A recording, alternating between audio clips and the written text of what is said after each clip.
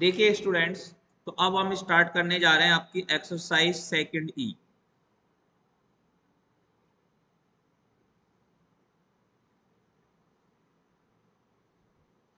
और ये जो एक्सरसाइज है ये आपकी सबसे ज्यादा महत्वपूर्ण है, अति महत्वपूर्ण। मतलब आप और कुछ पढ़ें या ना पढ़ें लेकिन ये जरूर पढ़ लेना। एक सवाल सेकंड ई एक्सरसाइज का 100% आएगा। सेक्शन सी में आ जाए चाहे सेक्शन बी में आ जाए, लेकिन सेक्शन एक सवाल सेकंड ई एक्सरसाइज में से 100% आएगा। अति महत्वपूर्ण प्रश्नावली है। इसमें अपन को जो मेथड पढ़ना है वो पढ़ना है अपन को 4 पिट विधि। मेथड का नाम है 4 पिट मेथड, 4 पिट मेथड। ठीक है ना। इस मेथड को अपन लोग यहाँ पर सीखना चाह रहे हैं। इंग्लिश में इसको बोलते हैं 4 पिट मेथड। 4 पिट मेथड कैसे काम करेगा ये अपन को यहाँ पर सीखना है। देखो इसमें जो समीकरण आपको दी जाएगी, समीकरण दी जाएगी आपको F X comma Y comma Z comma P comma Q बराबर 0। मतलब एक फंक्शन होगा जिसमें x भी होगा y भी होगा। मतलब एक ऐसी समीकरण होगी जिसमें x भी होगा, y भी होगा, z भी होगा, p भी होगा, q भी होगा। ठीक है ना। वो सारे समीकरण होंगे। अब इसकी क्रिया विधि समझ लेते हैं। सबसे पहले तो इसकी क्रिया विधि क्या है, वर्किंग प्रोसेस इसका क्या रहेगा सॉल्व करने का। पहले अपन उस चीज को देख लेते हैं, उसके बाद अपन एग्जांपल्स को करना शुरू करेंगे। Step number 1। स्टेप नंबर 1 है सर्वप्रथम दी गई समीकरण के सभी पद LHS में स्थानांतरित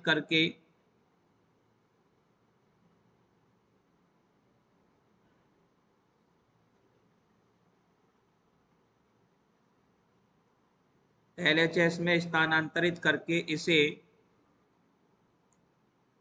स्मॉल f से निरूपित करते हैं। मतलब सबसे पहले तो क्या करना है अपन को, RHS में 0 बना लेना है। RHS को क्या बना लेना है, 0। कोई भी टर्म अगर RHS में है तो उसको ट्रांसफर करके LHS में ले आना है। और जो पूरा का पूरा LHS है उसको किसके बराबर मान लेना है, F के बराबर। अब स्टेप नंबर 2 है सहायक समीकरण लिखिए। अब अपन को लिखनी है सहायक समीकरण।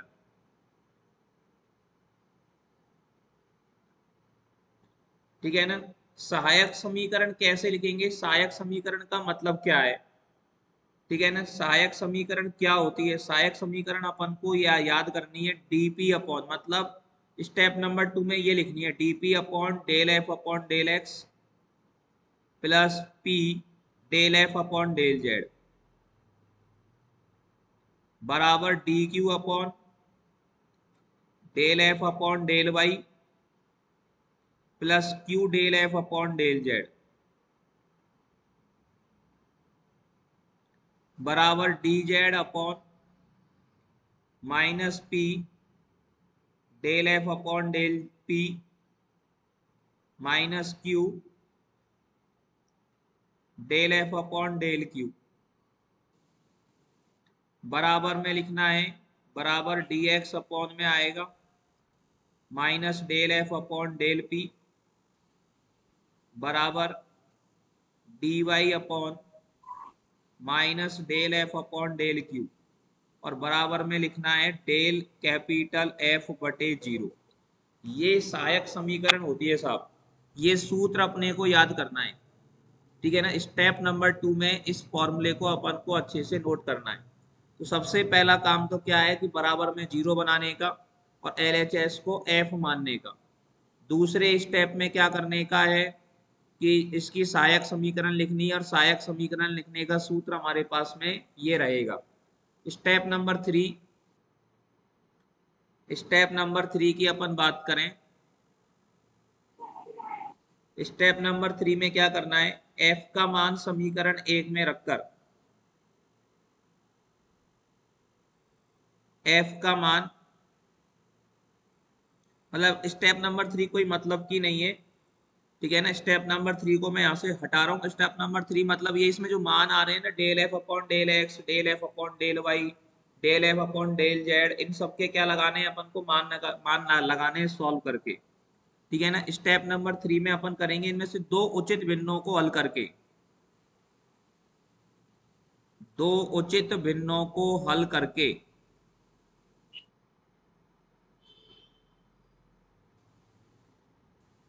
पी तथा क्यू में संबंध प्राप्त करो। पी तथा क्यू में संबंध प्राप्त करो।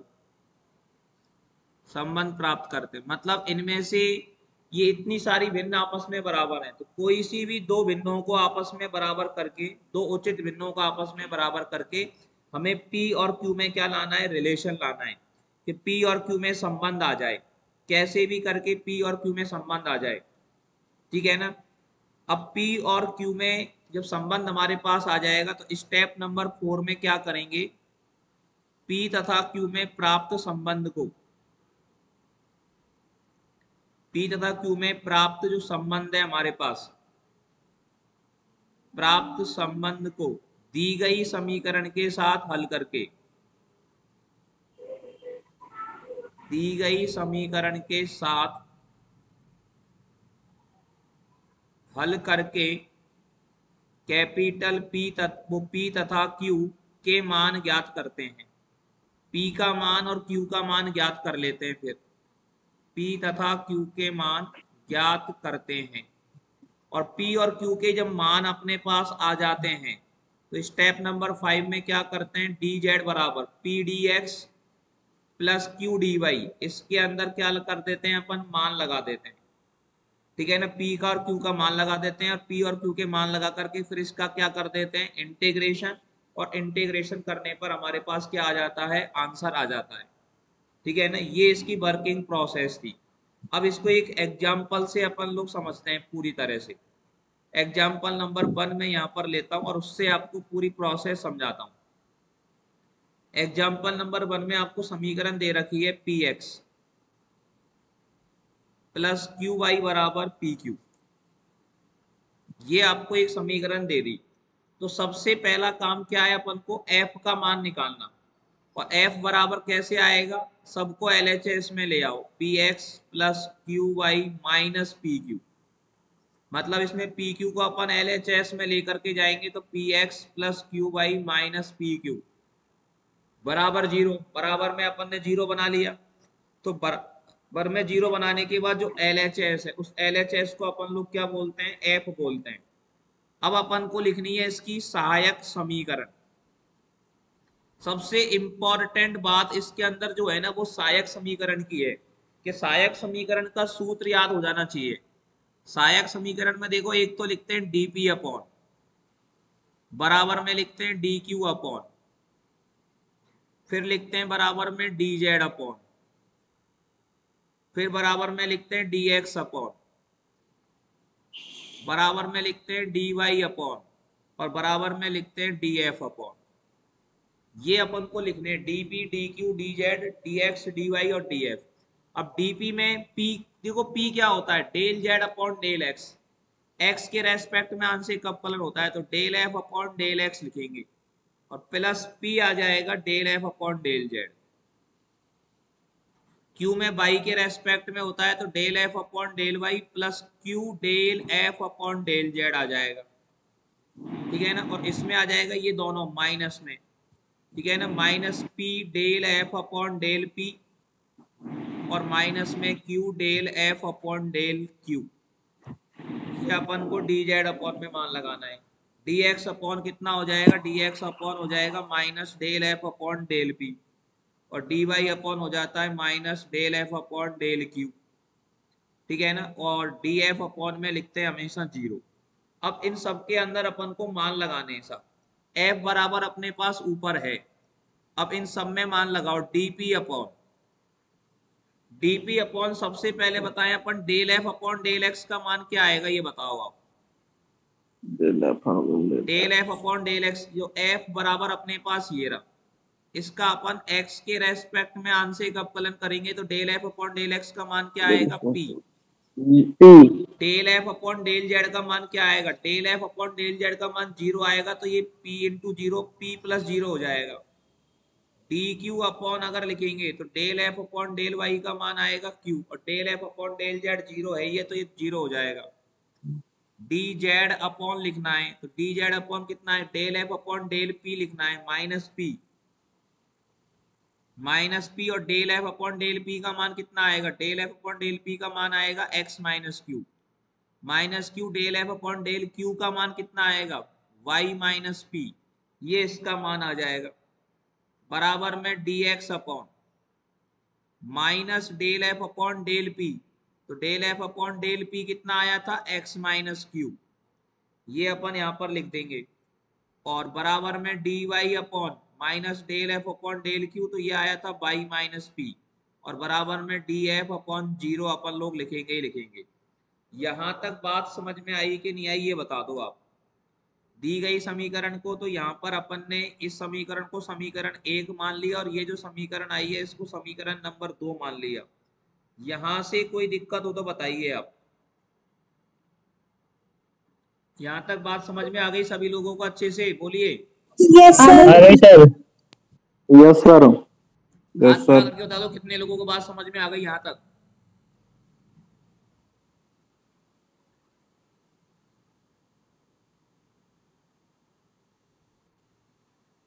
चलिएगा, वेरी गुड।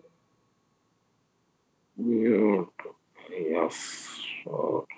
अब इसके बाद में ये 2 स्टेप हो गई अपनी।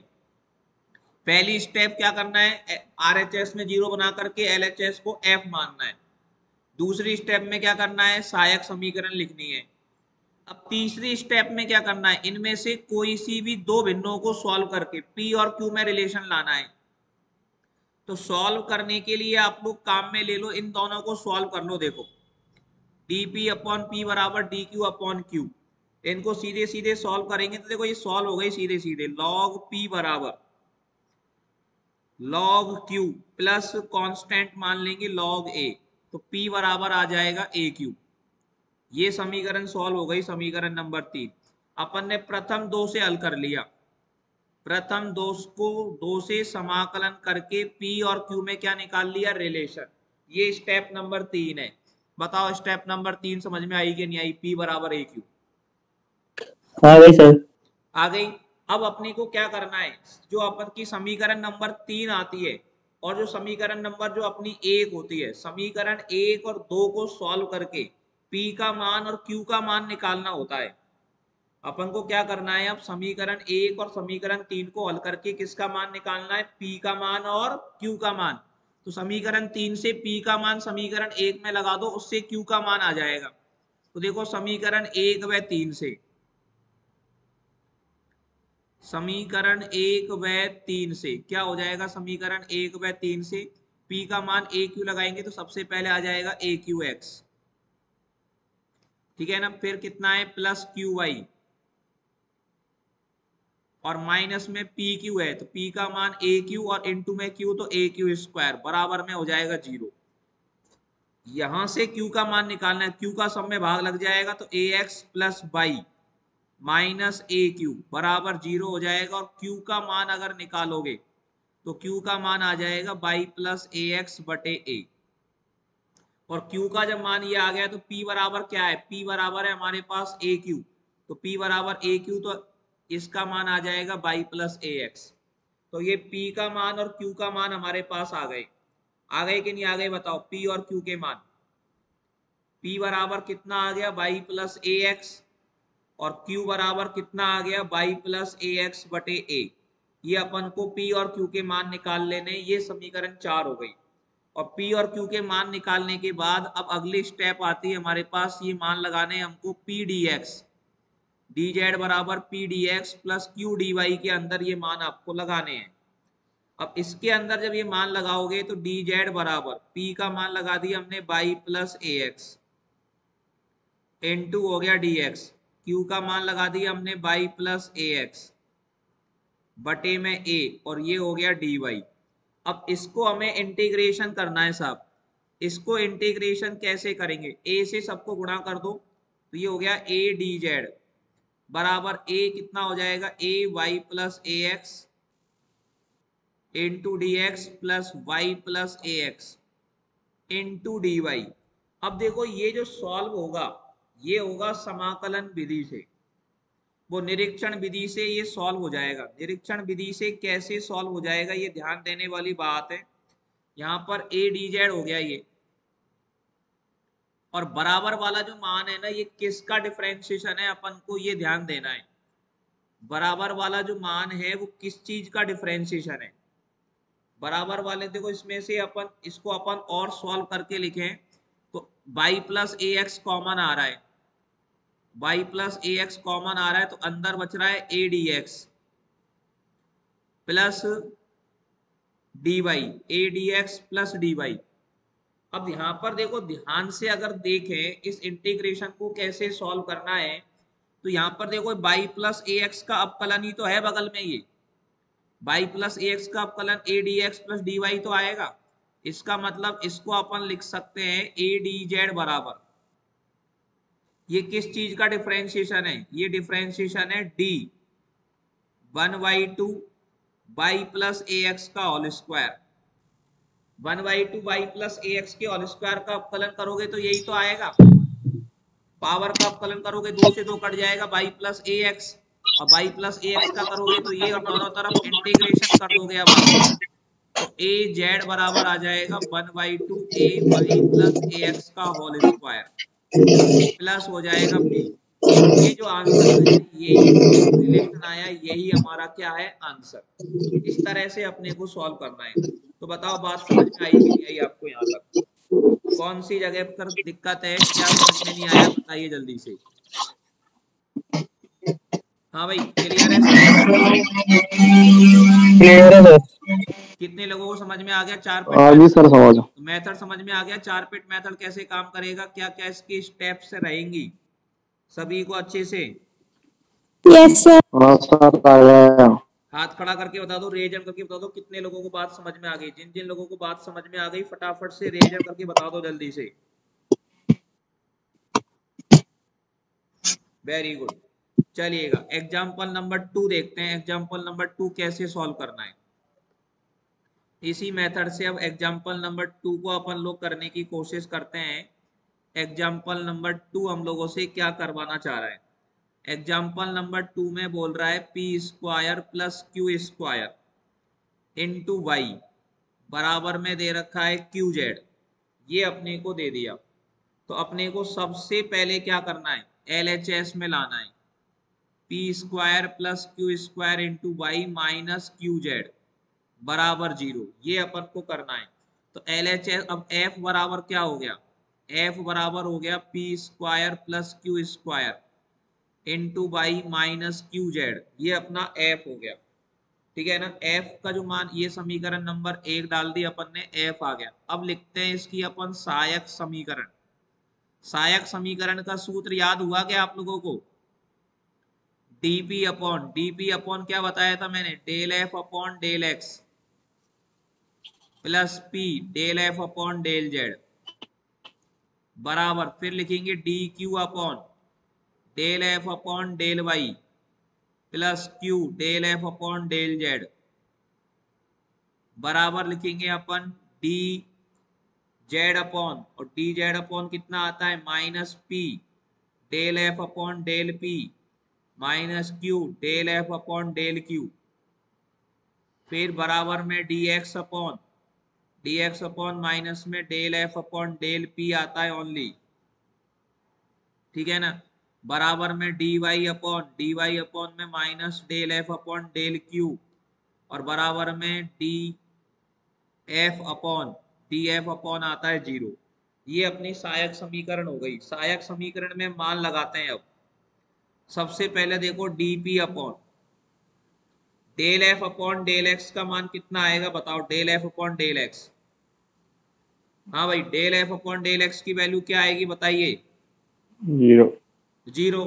एफ में एक्स है ही नहीं, तो del F upon del x का मान 0 plus p del F upon del z, del F upon del Z का मान आएगा माइनस क्यू -q बराबर में d Q upon del F upon del y, तो del F upon del Y का मान आ जाएगा p square plus q square, आ जाएगा नहीं आ जाएगा, और plus q del F upon del Z का मान माइनस क्यू आ जाएगा बराबर में d z upon minus P del F upon del P का मान निकालोगे तो del F upon del p square y है केवल, तो पी स्क्वायर वाई का अपकलन हो जाएगा 2py,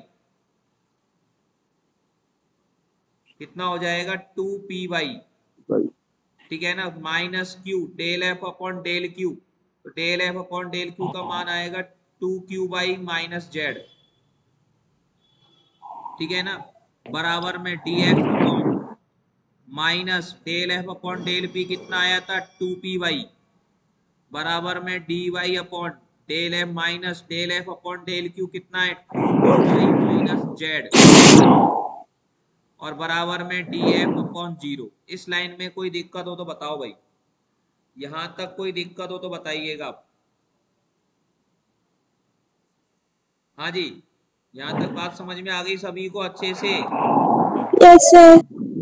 अब इसमें देखो आप पहले दो पद ले लो, पहले दो पदों को अगर देखें तो dp upon minus P Q बराबर में डी क्यू अपॉन कितना बच रहा है पी स्क्वायर बच रहा है केवल, ठीक है ना, तो ये पहले दो पद अपन के काम आ सकते हैं, इसमें भी p से p कट जाएगा एक, तो ये कितना बचेगा देखो dp अपॉन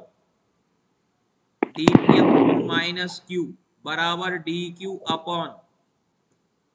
अपॉन कितना रह जाएगा p, अब p वाले एक तरफ करना है q वाले एक तरफ, तो p dp बराबर माइनस क्यू डी क्यू हो जाएगा, इंटीग्रेशन करोगे तो कितना आ जाएगा पी स्क्वायर बाई 2 बराबर माइनस क्यू स्क्वायर बाई 2 और प्लस कांस्टेंट मान लेंगे, तो कांस्टेंट मान लिया हमने ए स्क्वायर बाई 2, तो यहाँ से p और q में रिलेशन आ गया p स्क्वायर क्यू स्क्वायर बराबर ए स्क्वायर, ये समीकरण नंबर 2 आ गई। यहाँ तक बात समझ में आ गई सभी को अच्छे से, यस और no? Yes sir. Yes sir. अब समीकरण 2 को और समीकरण 1 को हल करके अपन को p और q के मान निकालने, तो समीकरण 1 व समीकरण 2 से, समीकरण 1 व समीकरण 2 से क्या हो जाएगा क्यू स्क्वायर का मान ए स्क्वायर लगा दो यहाँ पर, ये हो जाएगा a square y minus q z बराबर 0, इससे q का मान कितना आ जाएगा, q का मान आ जाएगा ए स्क्वायर, ठीक है ना, या ए स्क्वायर क्यू का मान आ गया ए स्क्वायर वाई बटे जेड। अब q का जब मान आ गया तो q का मान समीकरण नंबर 2 में लगा देंगे तो कितना हो जाएगा p स्क्वायर समीकरण 2 से अब, और q स्क्वायर कितना हो जाएगा, q स्क्वायर हो जाएगा a की पावर 4 वाई स्क्वायर बटे जेड स्क्वायर बराबर में a स्क्वायर, तो p स्क्वायर बराबर हो जाएगा a स्क्वायर माइनस a की पावर 4 वाई स्क्वायर बटे जेड स्क्वायर, ठीक है ना।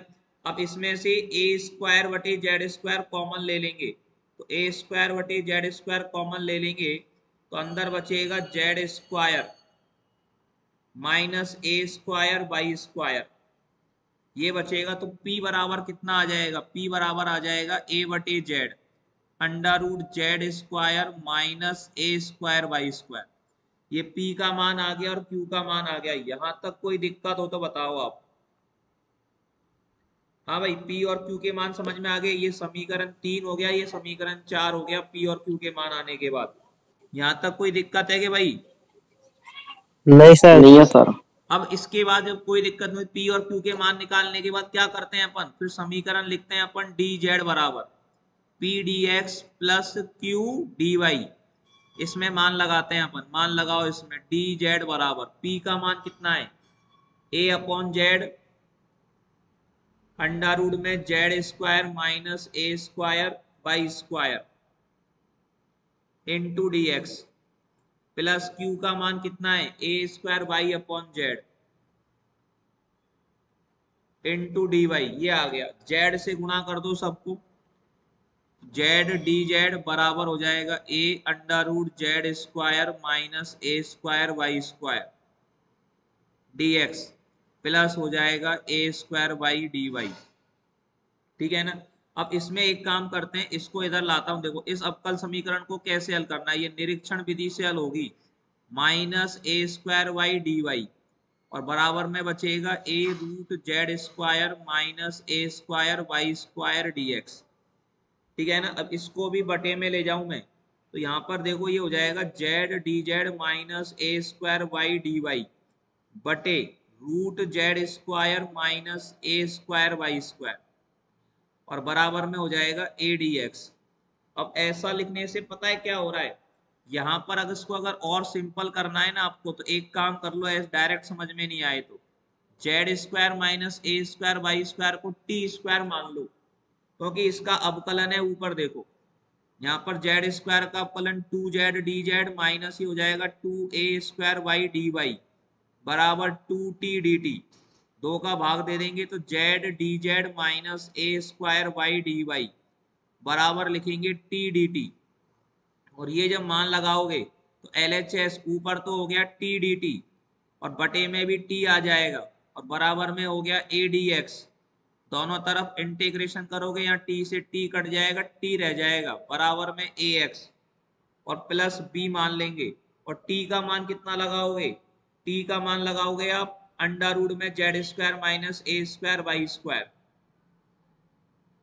बराबर में आ गया ए एक्स प्लस बी। दोनों तरफ वर्ग कर दो, स्क्वायर कर दो, तो Z square minus a square y square बराबर ए एक्स प्लस बी का होल स्क्वायर हो जाएगा।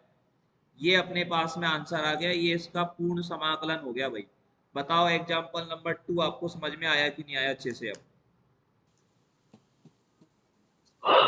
आ गया सर। आ गया, कोई तकलीफ तो नहीं है एग्जाम्पल नंबर 2 में, बताइए। नहीं सर। नहीं है तो आज यहाँ तक आपको मैंने करवा दिए हैं, दो मेथड आपको समझा दिया है। वो आगे के एग्जाम्पल्स को आप खुद ट्राई करें। एग्जाम्पल 3, 4, 5, 6 को आप लोग ट्राई करिएगा। फिर कोई दिक्कत होती है तो उसको कल की क्लास में अपन लोग देखते हैं भाई। ठीक है, तो आगे की बातें अपन नेक्स्ट क्लास के अंदर करते हैं। आज यहाँ तक सफिशियंट है, यहाँ तक की बातों को तैयार कीजिए। 4 पिट मेथड को बिल्कुल अच्छे से तैयार कर लेना, ये सबसे ज्यादा इंपॉर्टेंट है 4 पिट मेथड। ठीक है ना। Okay sir. ओके चलिएगा, थैंक यू वेरी मच, कल मिलते हैं।